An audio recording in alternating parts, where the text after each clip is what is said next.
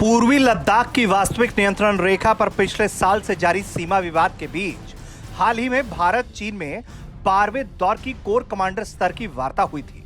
दोनों देशों के वरिष्ठ सैन्य अधिकारियों ने गोगरा और हॉट स्प्रिंग के इलाकों में सेनाओं के पीछे हटने को लेकर बातचीत की।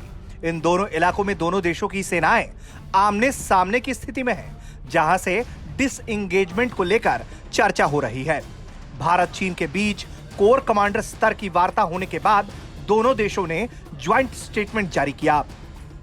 दोनों देशों ने बाकी बचे मुद्दों को जल्द हल करने पर सहमति जताई। दोनों देशों के बीच कोर कमांडर स्तर की यह वार्ता 3 महीने के बाद 31 जुलाई को LAC की चीन की ओर मोल्डो में आयोजित की गई, जो 9 घंटे से भी अधिक चली। दोनों देशों के ज्वाइंट स्टेटमेंट में कहा गया है कि दोनों पक्षों ने भारत चीन सीमा क्षेत्रों के पश्चिमी क्षेत्र में वास्तविक नियंत्रण रेखा पर डिसएंगेजमेंट से संबंधित अन्य बाकी बचे क्षेत्रों में समाधान के लिए विचारों का स्पष्ट और गहन आदान प्रदान किया। इस बातचीत के जरिए आपसी समझ में और बढ़ोतरी होगी। दोनों ही देश मौजूदा समझौतों और प्रोटोकॉल के मुताबिक इन बचे हुए मुद्दों को जल्द से जल्द हल करने और बातचीत की गति को बनाए रखने पर सहमत हुए हैं।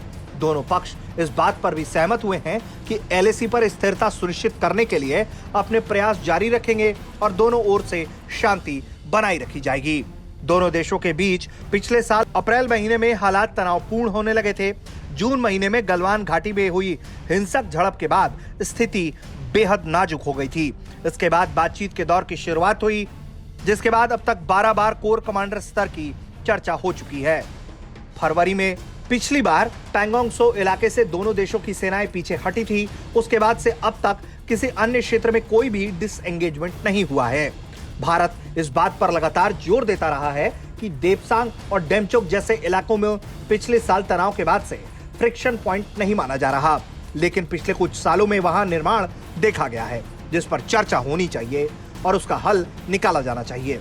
वहीं इन इलाकों के हालात को लेकर चीन अपने रुख पर अडिग है। चीन पिछले 1 साल में बने फ्रिक्शन पॉइंट के अलावा किसी दूसरे इलाके पर कोई बातचीत नहीं करना चाहता। जाहिर तौर पर वो LAC पर शांति के पक्ष में नहीं है। ब्यूरो रिपोर्ट, भारत तक।